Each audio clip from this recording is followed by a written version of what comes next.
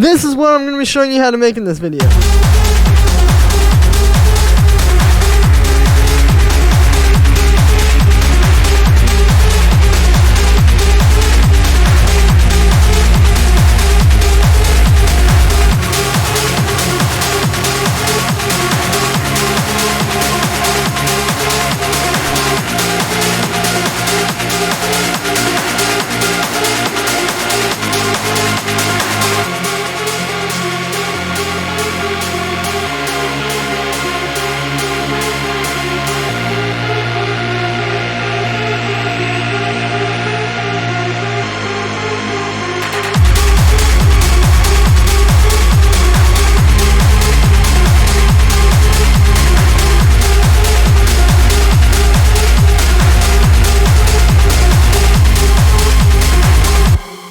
So yeah, I'm going to be showing you guys how to make a fully arranged, mixed, and mastered track in this hard melodic rave techno style. To go along with this video, I have this full track template with a bunch of new stuff in here that I've never shown you guys before. It's available at the top of the description on my website. That's why I made this video, because I want to show you guys some new techniques. So yeah, click the link right there, grab the template. It's just a great thing you can do right now that will instantly take your tracks to the next level. Plus, it really helps support me. If you guys enjoyed these videos, I'm really not making a whole lot off of YouTube. But if you click the links in the description, go grab a sample pack off my website, or go grab yourself a custom tutorial or ghost production or track finishing. Link to everything is in the description. It really helps support me. And it's not just about me. Really, it's about helping you guys. The whole point of this channel is these are resources for you guys to take your tracks to the next level today. So if you want to make your best music, click the links at the top of the description. And let's dive in. Also, join my Discord while you're at it. Alright, so this is the project file. We're on 140 BPM. First thing we have going on up here is the full kick, which has 2 layers. And sounds like this.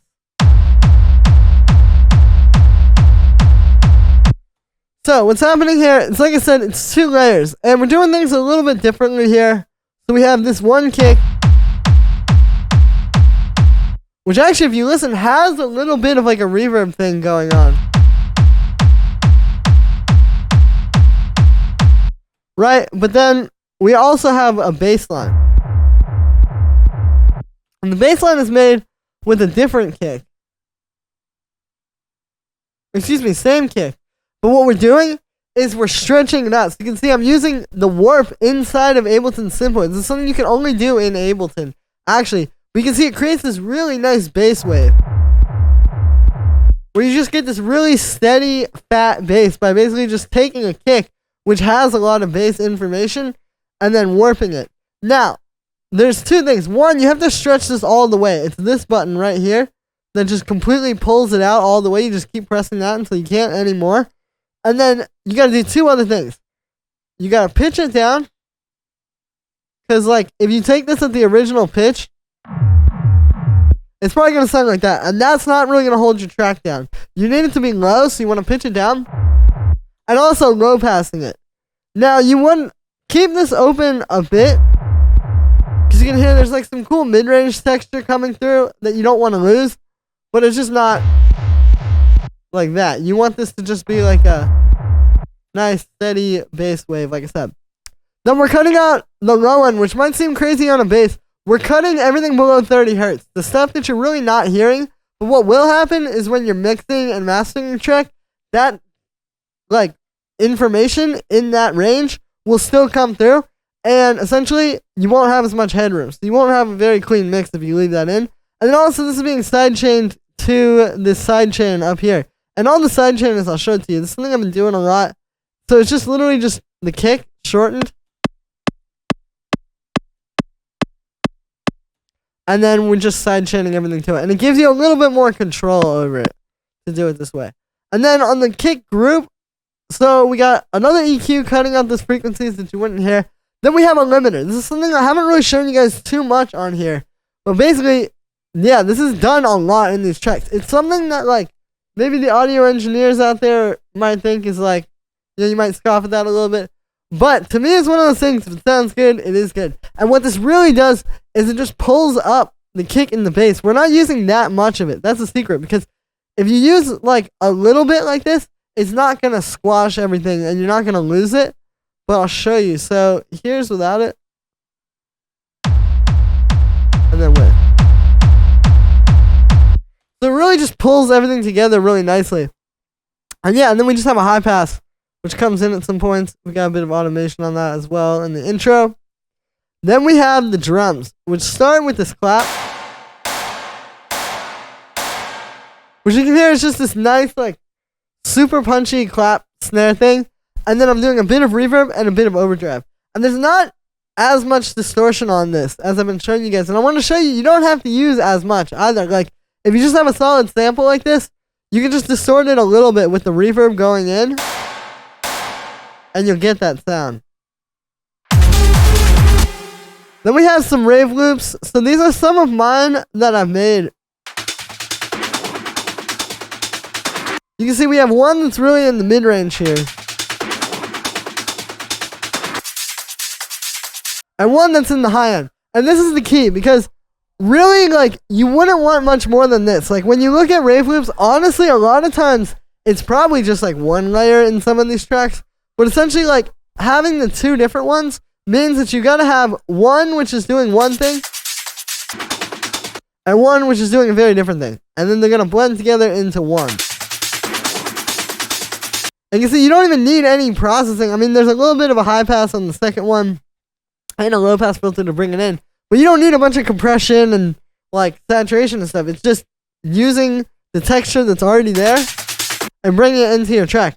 And this adds that nice, like, in the background.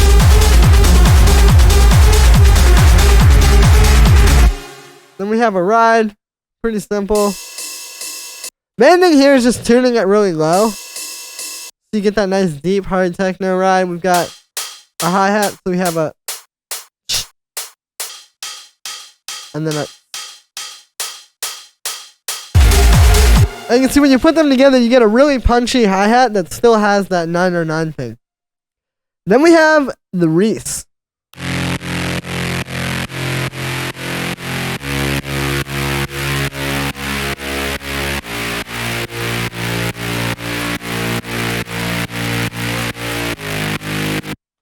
So this is the chord progression from the track. The way these kinds of tracks work is you have, like, your drum groove and the bass line, which is happening in the kick, obviously.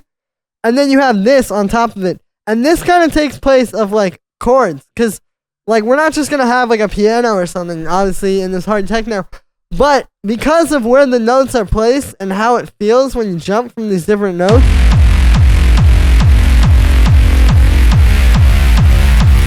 yeah, you can hear the progression. You don't need the chords. You just need the root notes.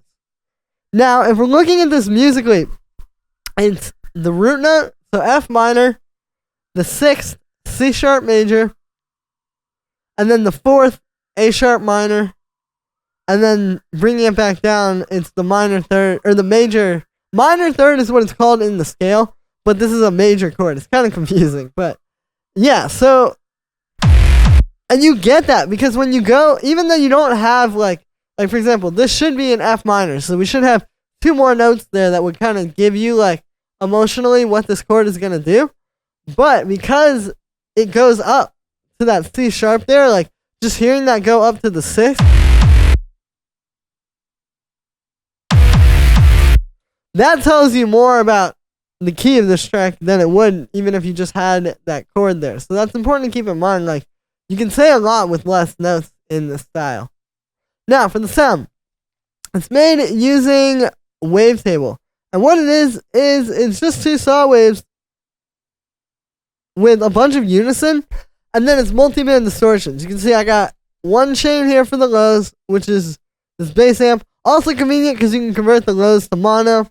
And even though this isn't going to be playing in the low end, which I'll talk about that in a second, you still want to have the lows in mono, because those, like, low mid frequencies also, you don't want them to be too stereo, or else you're going to have a messy mix. And I'll talk more about that in a second.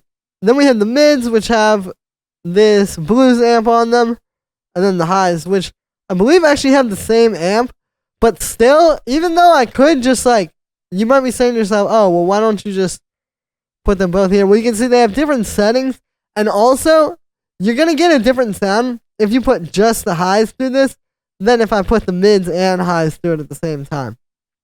And yeah, so, and I'll show you, here's without the distortion. It's a solid sound, but then with it, right, so it really just gives that extra layer there. And it's a layer. It's not meant to be like taking over the whole sound. You can see there's a lot of blending happening here. All of these we're playing with the dry wet. Same for the bass, but that's also the one you would notice the least. So yeah, like it's more like a layer rather than like just crunching the whole thing. Then we have a high pass filter. And this gets back to what I was saying a second ago, which is the key to making this fit with the kick and bass. Because when you hear this, obviously like that needs to be the low end. Like the actual bass, the sub bass of the track is not coming from this reef bass. It's coming from the rumble, and then this reef needs to sit perfectly on top of that. Even over here, where it's a lot deeper because there's a low pass filter which is going down, it still fits perfectly over that. And that comes to, like I said, just having, well, first of all, playing the right notes. Like if you play too low, this is going to clash with the bass. But also just this high pass filter and the way that we use the multiband distortion so that this is more happening in the low mid-range up to the mid-range into the high end. So that's what your ear is focusing on when you hear it. So then if we just cut out this bass, now it blends perfectly with the kick and the bass. Just because you're focusing on those for one thing, and then you're focusing on this for another thing. The other thing is the side chain. It's being side chained to that side layer. And then we have a low pass, which just brings it out, in and out throughout the track. You can see constantly moving. And then we have this lead too. And this really fits with that bass.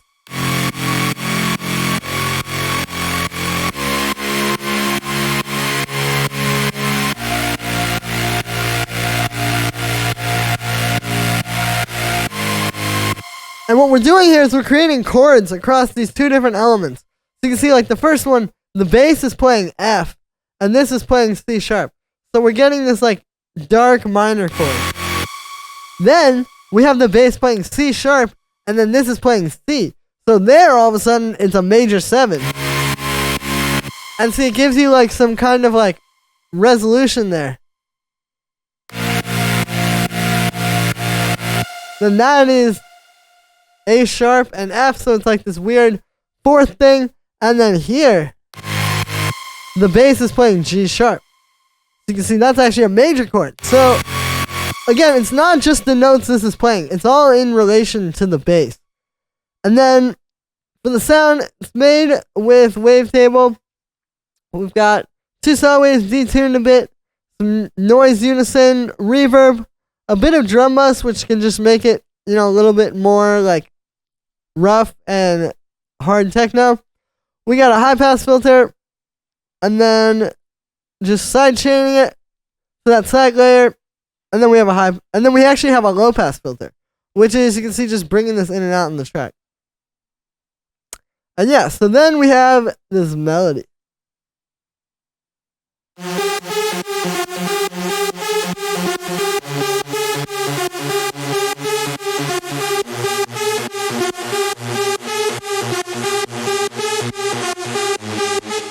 Now, what's happening here is there's kind of 2 parts, right? There's this down here, what these are playing, and then there's the top notes.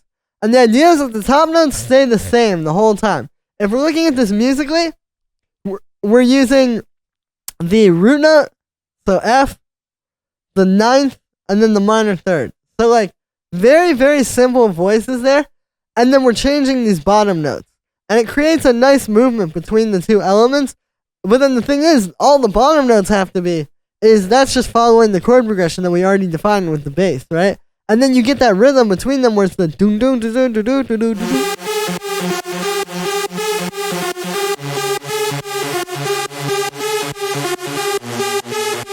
And it's great because you're hearing the same 3 notes up top constantly, but then the changes with those root notes are what really is gonna like, it's like you're hearing those in a new context every time.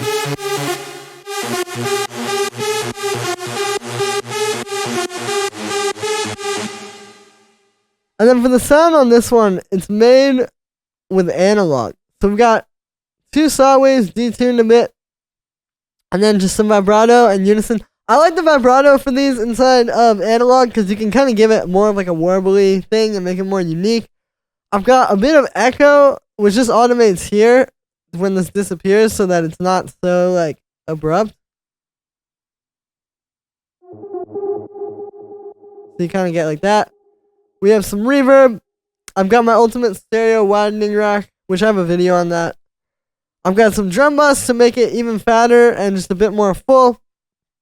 And then a high pass filter, a side chain, and then this low pass, which really just brings it in and out. Again, like these are really essential, these filters, because it's not just the loop. It's like the fact that you're hearing this loop and like one thing is filtering down while one thing's filtering up. Like for example here, like, yeah, you could say, okay, well it's just the same drums and bass and lead loop over and over. But no, because you can see over here, they're both fully open.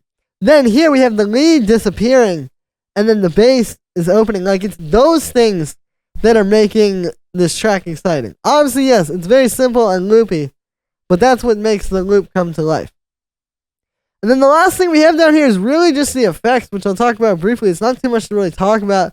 It's mostly effects from my definitive track effects packs that I've used here. You can see they're just, simple stuff. The main place where there's effects, obviously in a track like this, you don't want that much like sweeps and crazy stuff happening. So it's really more so like just these things in the intro, and like little things here and there to kind of keep the arrangement moving like that. But you really don't need too much, because if you have too much, it's going to sound too much like EDM.